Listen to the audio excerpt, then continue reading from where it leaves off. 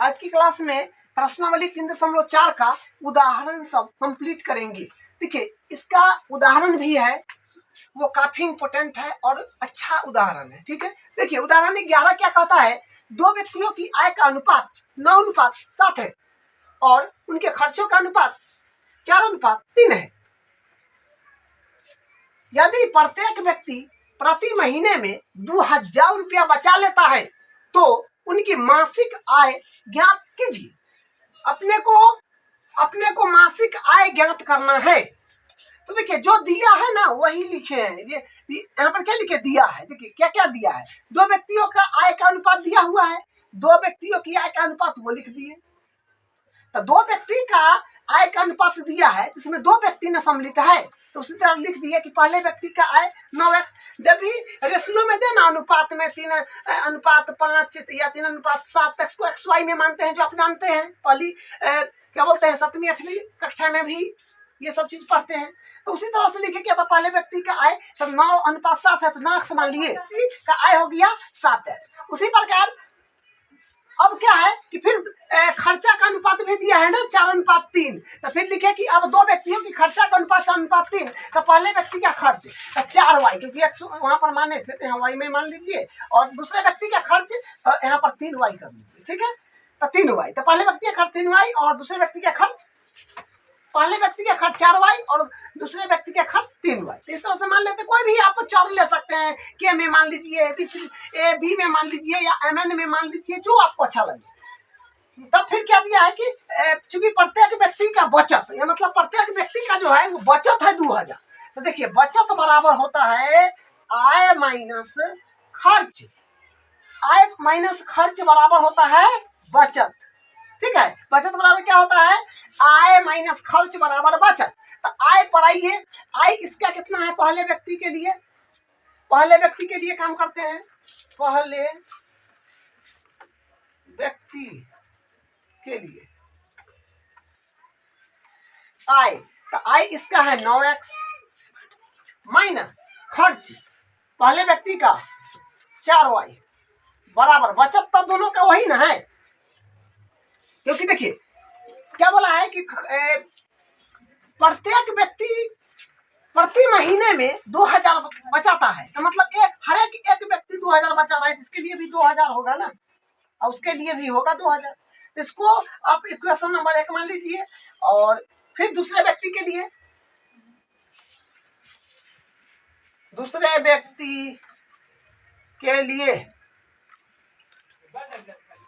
पहले व्यक्ति के लिए हुआ, दूसरे व्यक्ति के लिए आप देखिए, तो दूसरे व्यक्ति तो ये ना है, दूसरे व्यक्ति जो कि है 7x, आय 7x माइनस दूसरे व्यक्ति का खर्च 3y बराबर प्रत्येक व्यक्ति प्रति महीने 2000 बचाता है, तो वही इसमें भी 2000 दीजिए। इसको मान लीजिए इक्वेशन नंबर 2। ठीक है, तो इसमें इक्वेशन ही बनाना थोड़ा सा कठिन बात था, जो बिल्कुल आसान था। ठीक है, इस तरह से इक्वेशन हम लोग बना लिए। अब विलोपन विधि से इसका हल कर दीजिए। तो करते हैं शुरू।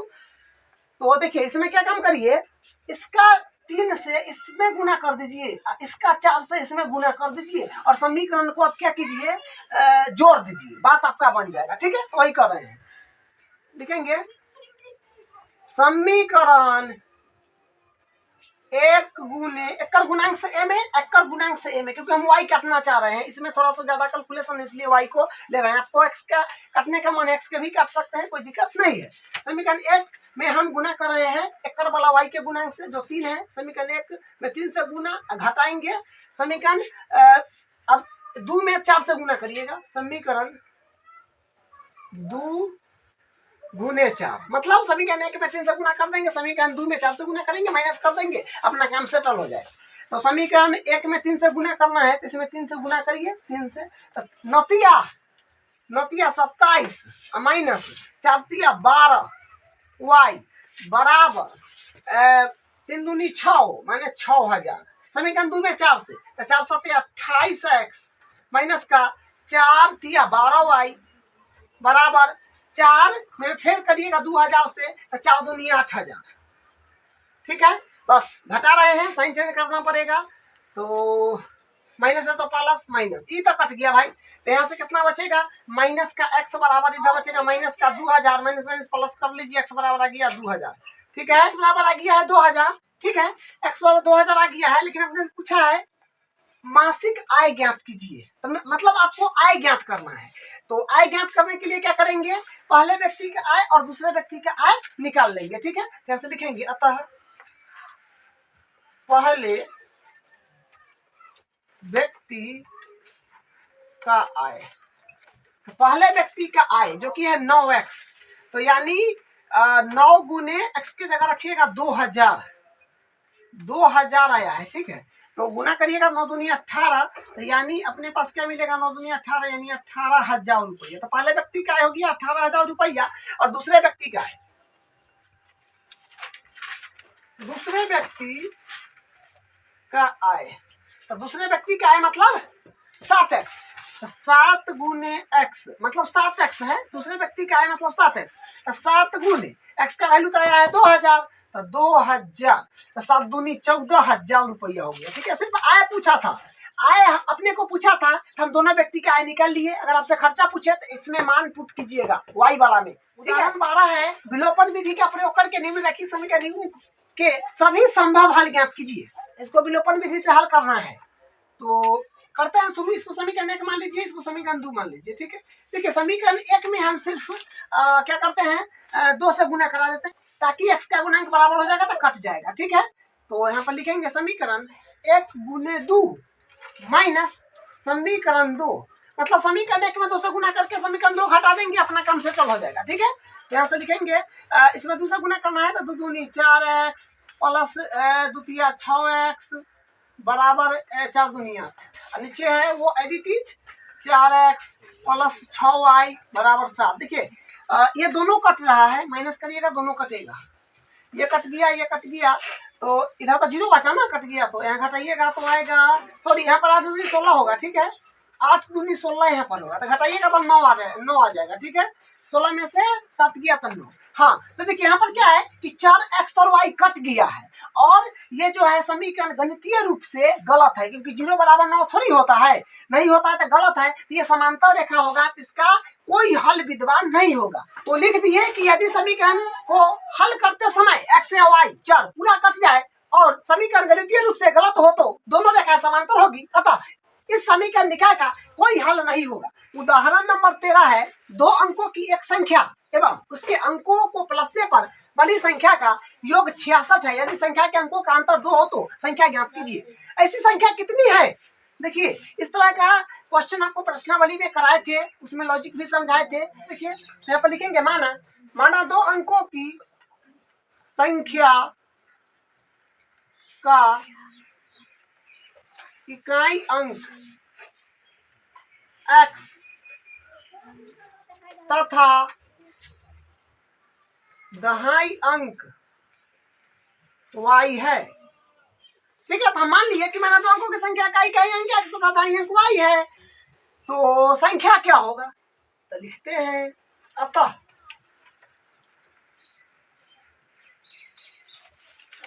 2 अंकों की संख्या बराबर, संख्या क्या होगा, संख्या देखिए आपको बताए थे कि दहाई में 10 से गुना करके लिखते हैं, इकाई में 1 से गुना करके लिखते हैं। तो यहाँ पर इकाई x है, दहाई y है, तो मतलब इस तरह से लिखा होगा xy। ठीक है, तो ना इकाई पर x है, दहाई पर y है, तो 10y हो जाएगा, क्योंकि दहाई पर है क्या है y, तो 10y प्लस इकाई पर x है, तो सीधे x से गुना करेगा तो x इकाई x, जिसे होता है। जैसे मान ली कि यहाँ पर आपको मिल जाए ये 56 है, तो इसको कैसे लिखिएगा, 5 गुने 10 प्लस 6, इसी ना करते हैं विस्तारित रूप में छोटी छोटी क्लास में, जो फिर क्या बनता है 5 दाई 50 प्लस 10, इसमें 10 से गुना ना किए, तो इस तरह से इसको किए हैं। ठीक है, सेम लॉजिक इसमें लगा है। तो ये संख्या हो गया 10y प्लस x। अब अंक को पलटने का भी बात है, तो पलटेंगे तो क्या होगा, इकाई वाला दाहिने पर चलेगा, दाहिने वाला इकाई पर चलेगा, तो लिखेंगे अब अंकों को पलटने पर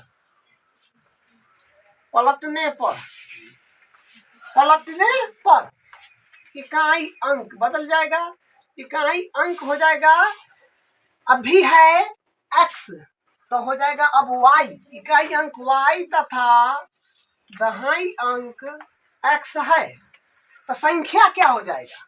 अतः दो अंकों की संख्या क्या होगा? 10x plus Y. ठीक है, दहाई में 10 से गुना कर दिया, इकाई में 1 तो ये बना। देखिए अब यहाँ से प्रश्न से करेंगे। ठीक है, प्रश्न से क्या हो जाएगा? क्या बोला है कि दो अंकों की एक संख्या, तो दो अंक की संख्या ये है जो है 10y प्लस एक्स, लिखेंगे 10y प्लस एक्स, बोला है ना दो अंकों की एक संख्या, तो 10y प्लस एक्स, उसके अंकों को पलटने पर बनी संख्या, तो उसके अंकों को पलटने पर ये संख्या बना है, ये है जो है 10x प्लस वाई। लिख दीजिए, बराबर दे दीजिए, का योग 66 है, तो बराबर 66। समझ गए? क्या किए कि दो अंकों की एक संख्या जो कि ये है, लिख दिए, उसके अंकों को पलटने पर बनी संख्या, अंकों को पलटने पर बनी संख्या ये था, लिख दिए, उसके अंकों का योग 66 है, तो यहाँ पर योग बोला है तो जोड़ करना होगा, दोनों का जोड़ 66। ठीक है, वाई है ना, 6 लिख दिए, वाई है। ठीक है, 10y और 1y, तो 11y हो जाएगा यहाँ पे, प्लस 10x और 1x, 11x हो जाएगा, और बराबर में हो जाएगा 66। आप यहाँ से 11 कॉमन लीजिएगा, अगर तो क्या बनेगा? 11 कॉमन लीजिएगा तो y प्लस एक्स, तो पल्स में है तो पहले x लिख देते हैं, तो y लिख देते हैं। ठीक है, बराबर 66 है, तो एडिटिंग 11 छक 66, तो हो जाएगा x प्लस वाई बराबर 6। ठीक है, इसको हम x y प्लस एक्स होता, लेकिन हम x प्लस वाई लिख दिए, तो उससे कोई फर्क नहीं पड़ेगा क्योंकि पल्से में है, आपको मान है तो y प्लस एक्स लिखिए, क्योंकि समीकरण 1 मान लीजिए इसको।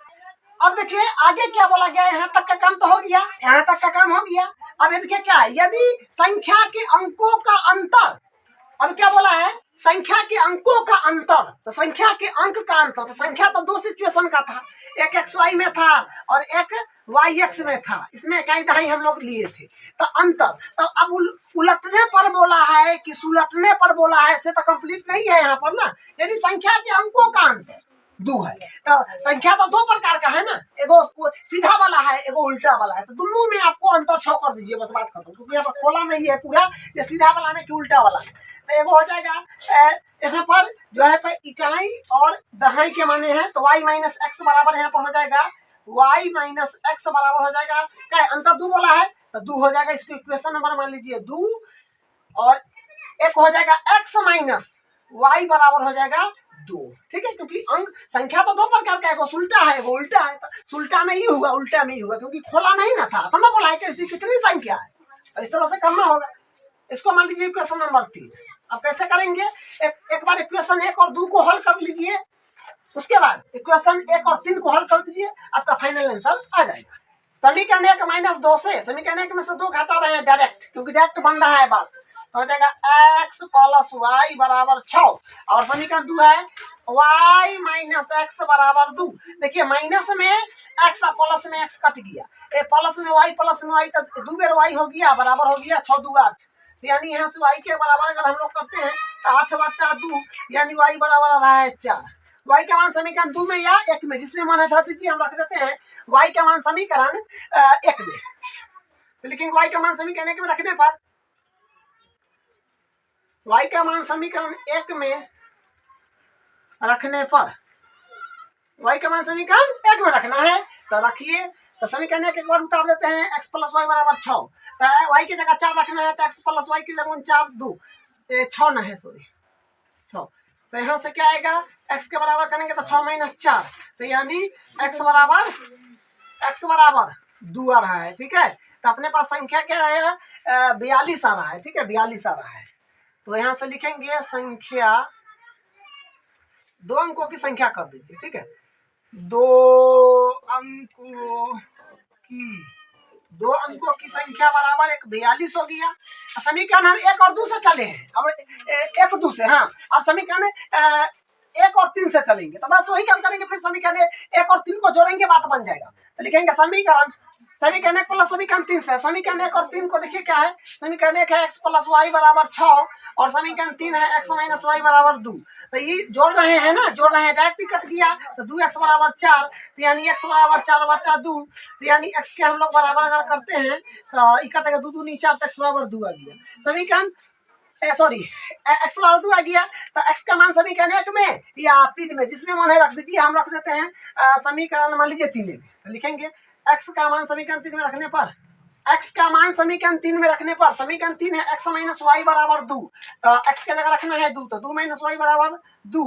यहाँ पर इक्वेशन को जोड़ रहे हैं तो 6 2 8 होगा, ठीक है, तो 8 होगा, तो 8 बटा 2 यानी 4 आ जाएगा, ठीक है। यहाँ पर थोड़ा मिस्टेक हुआ है, 4 आ जाएगा, तो x के जगह 4 भरिएगा तो 4, और माइनस वाई बराबर फिर करिएगा तो 2, आई 4 नहीं आएगा तो प्लस में है, तो प्लस में है तो 4 नहीं आएगा माइनस में, तो y बराबर यहाँ से मिलेगा माइनस का 2, 2 से 2 कट जाएगा, तो यहाँ से आ गया y बराबर, तो आ गया y बराबर 2। तो फिर संख्या क्या आया, संख्या आ गया अपने पास, x के मान आया है कितना, एक आया था। यहाँ पर देखिए, यहाँ पर कितना मिला है, यहाँ पर 2 अंक की संख्या मिला 42, और यहाँ पर मिलेगा 24, क्योंकि पहले x था y, तो यानी इसमें 24 मिलेगा, ठीक है। यहाँ पर 24 हो जाएगा, क्योंकि पहले इकाई अंक पर इसमें है x, मतलब इकाई अंक पर x है और दहाई अंक पर y है, तो पहले लिखिएगा इकाई अंक पर x, तो ऐसे ना होगा, y x हो जाएगा, तो इसमें मिल जाएगा आपका 42 24, ठीक है, इसमें मिलेगा 24, क्योंकि y और x के हिसाब से लिखना पड़ेगा, क्योंकि इकाई अंक x है, दहाई अंक y है, तो इकाई दहाई, ऐसे ना होगा, तो 24, यहाँ पर मिलेगा 42, ठीक है। तो संख्या अपने पास क्या हो जाएगा, 24 का मान 42, यही इसका आंसर है। और आपका प्रश्नावली का सारा एग्जाम्पल कंप्लीट हो गया।